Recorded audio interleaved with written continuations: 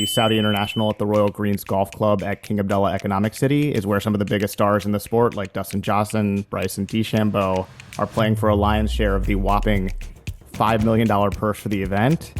20 of the top 50 players in the world are there right now, and pretty much all had to get an exemption from the PGA Tour to play in Saudi Arabia this week. Or the European Tour. That's right. Yeah. At the Asian Tour. Is it now? It's now the Yeah, Asian Tour. it is now. Yeah. The tournament itself has the golf world's attention, but it is Saudi Arabia's wider golf ambitions that have more than just the sport's diehard fans tuning in. Greg Norman, the Shark, who is almost in a sort of man of the hour role right now, is again at the Saudi International pushing his and the PIF's vision to grow the game of golf internationally. And at a press conference this week, Norman said the PIF and LIV Golf is increasing its annual investment in a series of 10 Asian Tour events from $200 million to $300 million. What's $100 million? Those events, called the International Series, will be played in Thailand, England, Korea, Vietnam, the Middle East, China, Singapore, and Hong Kong. Norman said that was just the start. I bring this up, Richard and Prada, mostly to wonder aloud who specifically does not want this to happen other than the PGA. And I think as we see these plans sort of get more and more attention, we're understanding that they sort of benefit 99% of the world right now. I mean, it's like all of the players would get paid more. All of us would get more golf to watch. It gives us new tournaments and events, new backdrops, more courses from around the world to potentially see that we would never see.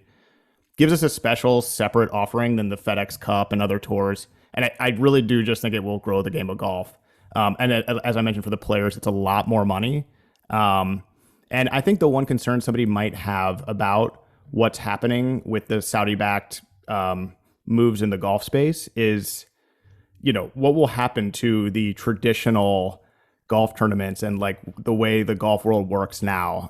But I sort of think, and Richard, I'd love your opinion on this, the Masters will continue to be the tradition unlike any other. The US Open and British Open, big annual events won't really change.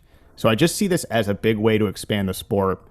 Anyway, I have been on my soapbox about this on almost every episode, so I apologize for those of you who are not interested. But one more factoid that I discovered this week in researching this, the company name is pronounced with a short I, as in live large. Yeah. Did you see this, Richard? But it also may be read as the Roman numeral for 54, a score one could get by shooting a birdie on every hole on a standard par 72 course like Augusta National. That is next level branding, which I think is really, really cool. Anyway, the Saudi International this week, big tournament. The course looks amazing. So all eyes from the golf world are there right now.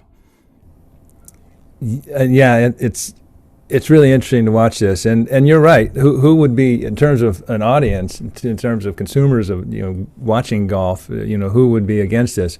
You can see why the PGA is against it, because as you point out, if you're talking about the majors, the Masters, the U.S. Open, those sorts of things, there's not going to be a diminishment of participation in those events. But if you're talking about the Pebble Beach AT&T, which is ongoing now, you've got 21 of the top 50 players not there. They're in Saudi Arabia. And so from the PGA's perspective, I understand their angst.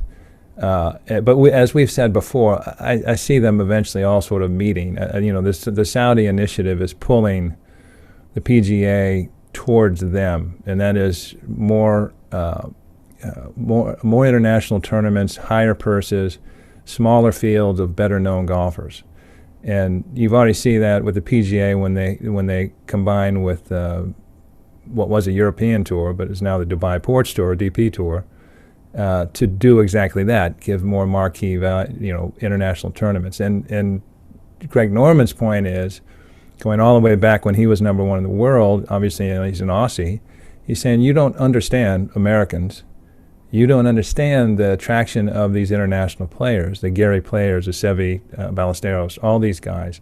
They have tremendous attraction, and they should be, we should take advantage of that. They should be rewarded for that, and they should be allowed to help build the game of golf. So I think it's going actually towards the Saudi way, But there's going to be, PGA is going to fight it all the way because, and in large part because these lesser tournaments, by lesser I mean non-major tournaments, they're really going to get pinged.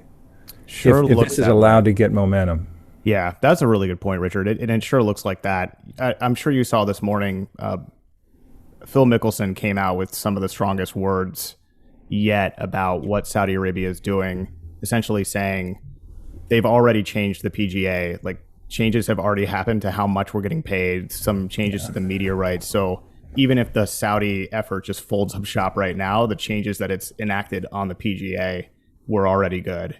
Yeah, Phil Mickelson has just pocketed $8 million of this new program, new $40 million program, player impact program that the PGA started to pay those players who have a high profile and grow the game.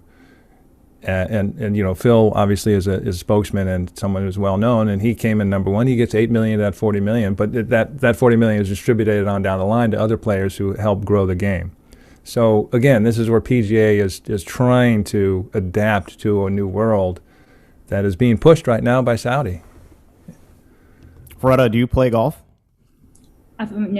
No, unfortunately. I've tried it once before. I'm not sure if it's my game, but actually, what I want to say is that there's a lot of focus on sports, as you know, in Saudi, and the goal is to boost community involvement in sports to 40% by 2030. In fact, Saudi female participation shot up by 150% since 2015. And now, back to golf, the kingdom is aiming to have up to 27,000 registered golfers to ensure that, and also to ensure that over 1 million Saudis at least actively try golf once. And another piece of information, did you know that the first golf course was built in Dhahran in the Eastern Province in the 1940s by Aramco employees? Then the Saudi Golf Federation was founded in 1999. Yes, that course, I guess they would, pour, oil. The greens were oil greens, sand that had been packed down with oil, and everyone carried around their own little, swatch of AstroTurf to hit off of. Yeah, it is fascinating. The other thing, in terms of sports federations, they've just massively expanded the number of sports that are being supported and encouraged. I think it's gone from 33 sports federations to 93, and things right now there's a cycling, the Saudi tour, the cycling tour is going on in Al Ula. While Lucian is a golf geek, I'm a Dakar rally geek. That just finished, which is amazing. And by the way, the videos of that was amazing. But on our daily newsletter, the review, we've been including some videos the last couple of days of the Saudi tour. So the biking and so segments, and that's really cool to watch too. It's a lot of fun to see. Yeah, and all of this is happening in the golf space without really any or very few golf courses in Saudi Arabia. There are like a handful right now, but there are a lot more coming. So more golf courses means more access, and more access means more eventual interest, which is really cool. I believe that Jack Nicklaus is building one at Qiddiya, which looks dope. Richard will have to put that on our hit list as well. Qiddiya is lagging. Qiddiya is lagging a little bit, but it will be great when it gets there. But Radha, your point is really well made, because we always make the distinction here is that Saudi Arabia, what hits the front page are these glitzy things, like the Saudi International or the purchase of Newcastle, these things. But what's going on behind the scenes domestically is really strong efforts to link these things, these sort of marquee investments or events, with increased Saudi participation. So one of the very cool things coming out of this Saudi International is there's going to be a documentary of the two Saudi pro golfers who are participating in the Saudi International, and it's going to be I think a 6-segment documentary of their experience of training up for it, and then going to it, and then behind the ropes is So it'll be taking this marquee event, which is controversial and brings in huge stars, and it'll be segmenting, say, all right, but look at, these are our Saudi boys, our community have worked hard to be able to qualify and participate in this, and look how exciting golf is, and don't you want to be part of this?